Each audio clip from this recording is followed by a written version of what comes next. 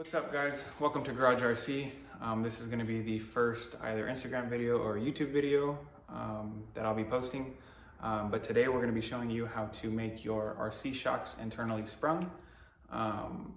This basically just means that you put a spring on the inside of the shock reservoir instead of having it sit on the outside. This is good for people that have RC crawlers or monster trucks or anything that they're trying to make look more scale. This video is for you.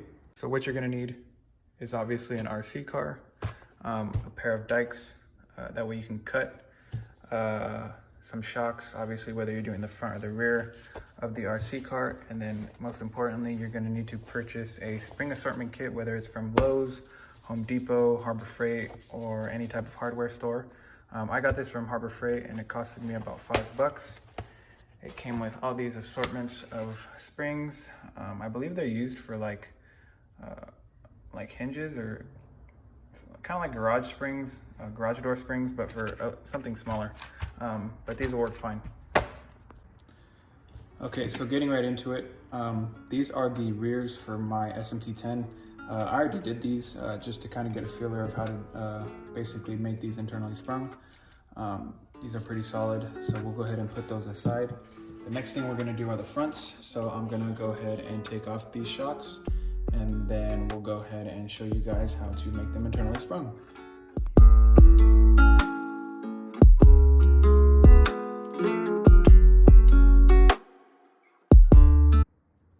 Okay, so you can see I have both of the shocks off. Basically all I'm gonna do is I'm gonna take off these retainers, take off the spring, put that aside. We'll leave that one there. We're then gonna take off the other retainer, put that to the side, take off the spring as well. And then what we're gonna do is we're gonna take off the shock cap. And then we're also gonna take off this kind of top portion, which allows the spring to sit properly on the shock. Then what we're gonna do is I'm gonna place this. I don't have a shock holder, I need to get one, so I'm just gonna place it there. We're then gonna first let's actually open this. There's an assortment of springs in here, different thicknesses as far as coils, and then as well as inner diameter and outer diameter of the spring. There's also different sizes. You can see that this one here is really small. And you can see this one here is also a little bit bigger, but it is still small. I'm gonna choose to use this one here because I don't have to worry about this clamp up here. So I'm gonna use this one. I already have one already taken apart. So I'm gonna go ahead and go with this one. So first off, I'm gonna go ahead and kind of measure the shock body to see where I should cut it. You can see right there is about the same height. So I'm gonna cut it there first. And then see where it stands as far as feeling. So cut that. With the dikes, go ahead and see we have a spring. And then all you're gonna do, you can leave the shock oil in there, you can take it out, it's all up to you. I choose to leave it in there just to keep all the internals kind of lubed up. Then you're just gonna put that in there. You can see it sits kind of high. I don't like that, so I'm gonna cut a little bit more. Let's cut it about right there. So I'm gonna cut a little bit more. Made it a little bit shorter. Go ahead and throw that in there. Put the shock cap back on. Clean it off a little bit.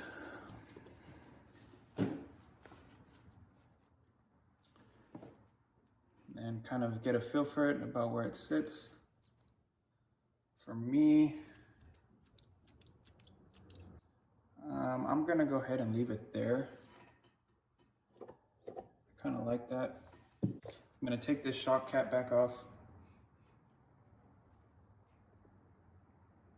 And then I'm going to take the spring out.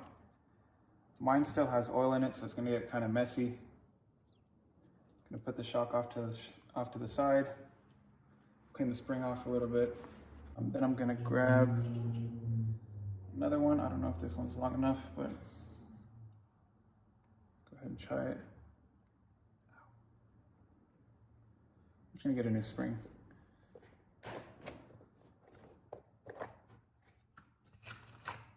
we'll grab another one and we'll stretch it kind of to where we want it.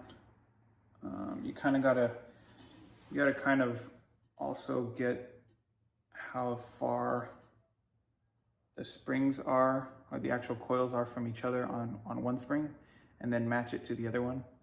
So right there's about good. And we're gonna match the length. So we'll cut it there. Then we'll place this here.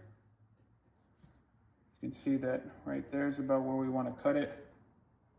So then we're going to cut it there.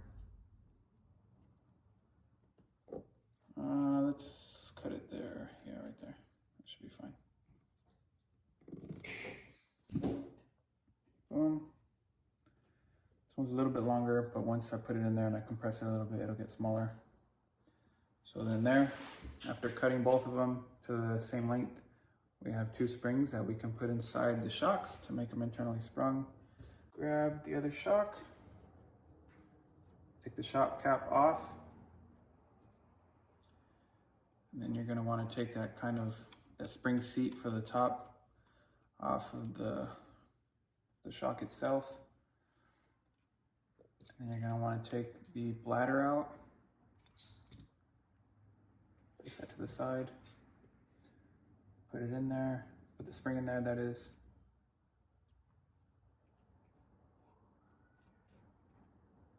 Boom.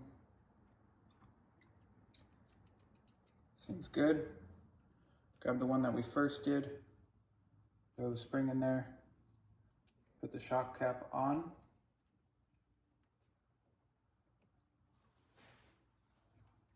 Boom, seems good. What you're going to want to do is compress them side by side, make sure they feel the same, and then place them on a table, kind of at its resting compression or kind of height.